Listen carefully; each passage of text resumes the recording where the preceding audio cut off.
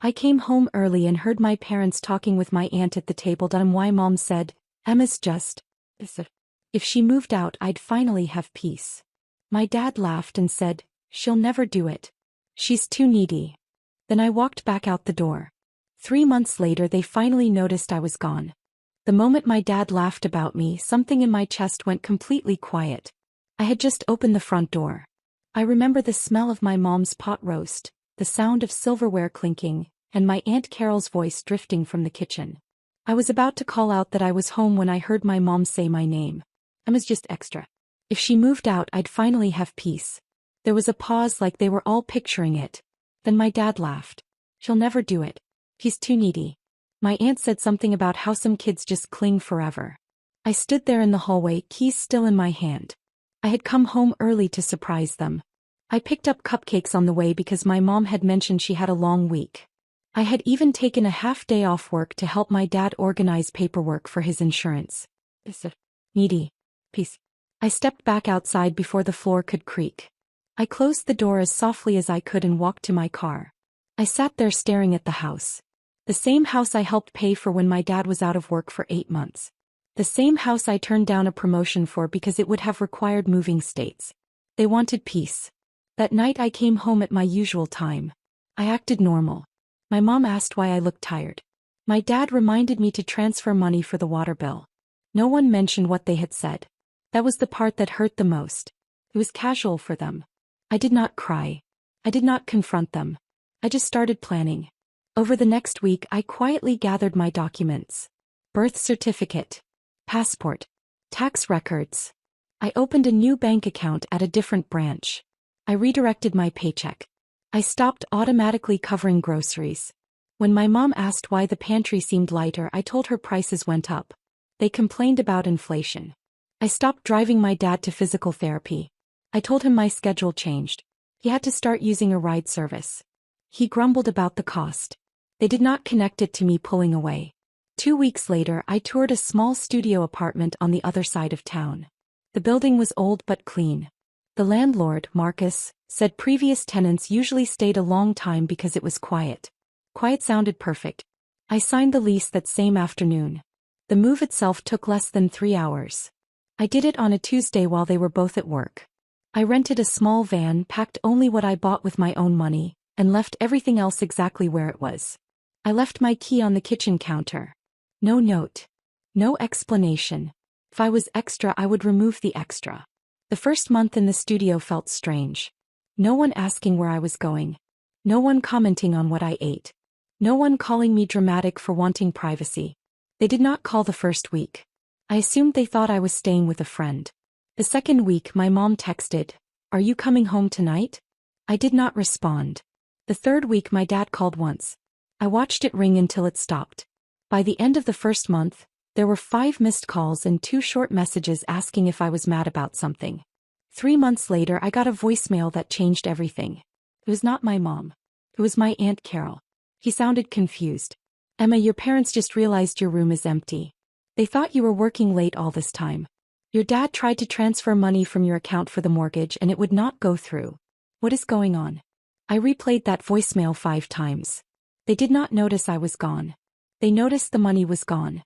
That was the moment I understood something I had been too blind to see before. I was not their daughter. I was their backup plan. I did not call my aunt back. Instead, I let the voicemail sit there while I went to work like nothing had happened. I answered emails. I sat through a meeting about quarterly projections. I nodded at the right moments. On the outside, I was stable. On the inside, something was rearranging itself. That night, my phone started blowing up. First my mom. "Emma, where are you?" Then my dad. "Why isn't your account linked anymore?" "No, are you safe?" "No, we're worried. Just logistics." I turned my phone face down and made pasta in my tiny kitchen. The studio was so small I could reach the sink from the stove without taking a full step. I remember thinking how ridiculous it was that this little room felt bigger than the house I grew up in. The next morning there were 12 missed calls. Around noon, my manager, David, walked over to my desk and said, "There are 2 people here asking for you." My stomach dropped. Through the glass wall of the conference room I saw them. My parents. Sitting stiffly next to each other. My mom's purse on her lap. My dad staring at his phone. They had never come to my office before. Not once in 2 years. I walked in and closed the door behind me. My mom stood up immediately. Why would you do this? Do you know how scared we were? Asked scared of what? She blinked like the question confused her. My dad cut in. You disconnected the joint account. The mortgage payment bounced. There it was again. The money. I looked at both of them and said I moved out. My mom laughed like I had made a joke. No, you didn't. I did. Silence. My dad's face shifted first. We're across town. Why didn't you tell us? I almost said because I heard you. Instead I asked, would it have changed anything? My mom crossed her arms. This is dramatic, Emma. Families don't just disappear. I let that sit in the air for a second. Then I said, you told Aunt Carol you'd finally have peace if I moved out. My mom went still. My dad's eyes flicked toward her. You were listening? She asked. I came home early. My dad shook his head. That was taken out of context. What was the context? No one answered. My manager knocked lightly on the door, probably making sure things were not escalating. I told my parents I had to get back to work. My mom grabbed my arm before I left. You can't just abandon us. We rely on you.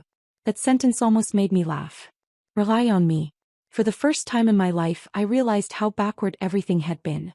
I was the youngest in the family, but I was the one covering half the bills. The one scheduling appointments. The one fixing problems.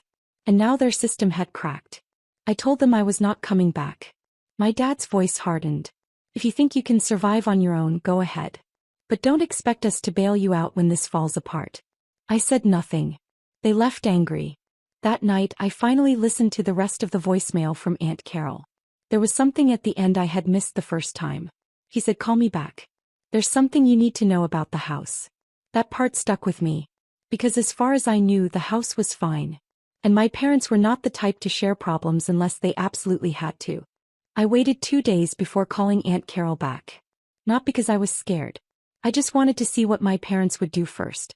They tried everything except apologizing. My mom sent long texts about how hurt she was. My dad sent short ones about responsibility. At one point he wrote, you can't just walk away from family obligations. I almost replied, watch me. Instead, I called my aunt on Sunday afternoon. She picked up immediately. Emma, thank God. What is going on? I told her I moved out. I told her I heard the conversation. She was quiet for a second, then said, I didn't think you were home. I know. She sighed. Your mom didn't mean it the way it sounded. It sounded clear. Another pause. Then she lowered her voice. You need to know something about the house. My stomach tightened. It's in your name too. I thought she misspoke. What? Your dad added you to the mortgage last year when his credit dropped. You signed some papers, remember? He said it was for refinancing. I remembered. I had signed because he told me it would lower their monthly payment. I never looked closely. I trusted him. Aunt Carol continued. If payments stop, it affects you. Your credit. Everything. That explained the panic. I ended the call and just sat there on my couch staring at the wall. My tiny, peaceful wall. I pulled up my email and searched for the documents from last year. I found them. There was in plain language. Co-borrower. I was not just helping. I was legally tied to their house. That night my dad called again. I answered this time. Why didn't you tell me I was on the mortgage? He was silent for a second too long. It was temporary. That's not what the paperwork says. You're overreacting. It was the easiest way to secure approval. You used my credit. We're family. There it was again. The word that excused everything. I asked, if I'm family, why am I extra? He inhaled sharply. That conversation was private. It became mine when I heard it. Then he said something that shifted everything. If you don't help with the payments, we lose the house. The way he said it was not emotional. It was practical. Like I was a utility bill. I hung up without responding. That night I could not sleep. Not because I felt guilty. Because I felt trapped. The next morning I requested a full copy of the mortgage agreement from the bank. 2 days later I got a call from a number I did not recognize. It was the bank. And the woman on the line said something that made my hands go cold. Miss Parker, we've been trying to reach the primary account holder for weeks. The loan is already 2 payments behind. 2 payments. Which meant they were behind before I left. They had not been relying on me. They had been sinking. And I had just stepped out of the boat. That was the moment I realized this was bigger than hurt feelings. They were hiding something. And whatever it was, they had tied me to it. I asked the bank representative one simple question. How far behind are they really? There was a pause while she pulled up the file. 3 months total delinquency if the next payment is missed. Foreclosure review begins after that. 3 months. I had only been gone for 3 months. Which meant they stopped paying right when I left. Not before. After. I thanked her and hung up. For the first time since moving out, I drove back to the house. Not to go inside. Just to look at it. From the outside, everything seemed normal. The lawn was cut. The porch light worked. My mom's car was in the driveway. Nothing about it said financial disaster. I stayed parked across the street for almost an hour before my dad came outside. He looked thinner. More tired. He stood on the porch talking on the phone, pacing. I could not hear the conversation, but I saw the way he ran his hand over his head and looked down at the ground. That was new. Growing up, my dad always had answers. He handled everything. Or at least that is what he wanted everyone to believe. I left before he could see me. That night my mom called again. This time she did not start with accusations. We need to talk. About what? About the house. I told her I knew about the mortgage. I told her I knew payments were behind. There was silence on the other end. Then she said, your father had some business losses last year. That was vague. How much? A lot. Why didn't you tell me? We didn't want to stress you. I almost laughed at that. You put me on the mortgage without explaining it. It was supposed to be temporary. Everything was supposed to be temporary. She sounded smaller than usual. Less certain. If we lose the house, we have nowhere to go. That sentence should have broken me. Instead, I asked something I never would have asked before. Why didn't you sell it when things started going bad? Another pause. Because your father thought he could fix it. Fix what? She did not answer directly. Then she said something that made everything snap into focus. He invested in something he shouldn't have. I felt it before she said the word. Crypto. The same year he added me to the mortgage. The same year he told me refinancing would save us. He had not been stabilizing the house. He had been gambling with it.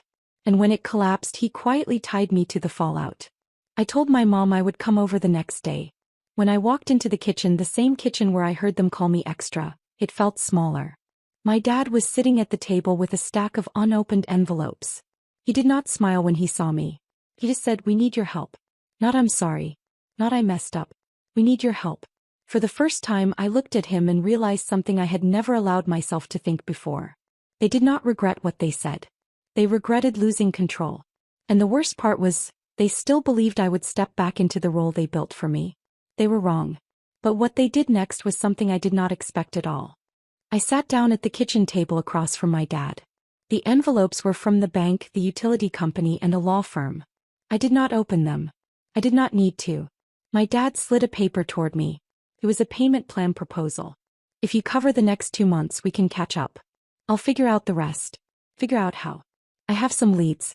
That was the same language he used last year. Leads. Opportunities. Temporary setbacks. My mom stood near the sink, quiet for once. I looked at him and said, how much did you lose? He hesitated. How much, Dad? He finally said the number. It was almost the exact amount of my college savings that had supposedly been used years ago for medical bills. I felt something click into place. Use my college fund for this. No one answered. My mom's eyes filled, but she still did not speak. It wasn't supposed to go that way, my dad said. It doubled at first. I was going to put everything back. You wouldn't have even known. But I did know. You put the house at risk. You put me on the mortgage. You called me needy. That last part came out steady. Not emotional. Just factual. My dad leaned back in his chair like I had insulted him. That was a private conversation. You were relieved at the idea of me leaving. He rubbed his face. Things were stressful. So I became the problem. No one denied it. The silence in that kitchen was heavier than anything they had said. Then my mom finally spoke. We were scared. What? Of failing. The word hung there. I realized something uncomfortable. They were not villains in their own story. They were people who made reckless decisions and then looked for something smaller than them to blame. Me. If I had stayed, I would have kept paying. I would have covered the gaps. I would have postponed the collapse long enough for them to pretend everything was fine. But I left. And everything cracked. My dad pushed the paper closer to me again. Just 2 months. That's all we need. I looked at the house around me. The walls I painted in high school. The dent in the cabinet from when I dropped a pan at 14. All of it suddenly felt like a set piece. I stood up. I'm not paying. My mom's voice broke for the first time. Emma, please. I'm removing myself from the mortgage. You can't just do that, my dad said. Watch me. I walked out of the house without slamming the door. No drama. No yelling. Just a decision. Over the next few weeks I spoke to a lawyer. I learned more about financial liability than I ever wanted to. Because I had signed under misleading circumstances, and because I was not listed as an owner on the deed, there were options. Not easy ones, but options. The foreclosure process moved faster than my parents expected. The bank did not care about pride. Or family. Or who was extra. 3 months later, a notice was posted on the front door. My mom called me that night not about money. She was crying. We have to leave. For the first time I heard real regret. Not about the house. About me. We should have never treated you like that. It came too late. Because by then I had already signed a new lease. In a different city. I did not tell them I was leaving the city. Not at first. While they were packing up 20 years of furniture into cardboard boxes, I was packing my studio into 2 suitcases in the back of my car. The new job offer had come out of nowhere. A former coworker recommended me for a position 3 hours away. Better pay. Clean break. I signed the lease the same day my parents got their final foreclosure notice. Timing is strange like that. The last time I went to the house, it barely looked like ours. The living room echoed. The walls were marked where frames used to hang. My dad was taking apart the dining table. The same table where they called me extra. My mom hugged me the second I walked in. We were wrong. I did not respond. Your father thought he was protecting us. I thought keeping things quiet would keep you from worrying. We kept telling ourselves you were strong enough to handle more. I said I was your daughter. Not your backup plan. My dad stopped what he was doing. He looked older than I had ever seen him. Not just tired. Smaller. I messed up. That was the first time he said it without an excuse attached. I should have never put you on that loan. I should have never touched your college money. And I should have never let you think you were a burden. The words were clear. Direct. No defensiveness. 3 months ago that apology would have changed everything. Now it just felt like proof that I had been right to leave. Where will you go, I asked. Your aunt has a spare room, my mom said.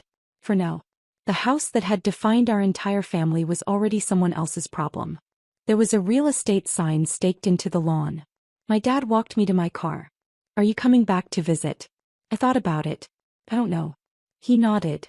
You deserved better from us. That sentence followed me all the way to the highway. I started my new job the following Monday. New apartment. New routines. No one asking where my paycheck was going. No one calling me dramatic for wanting space. A month later my mom sent me a photo. They were in my aunt's backyard. Folding chairs.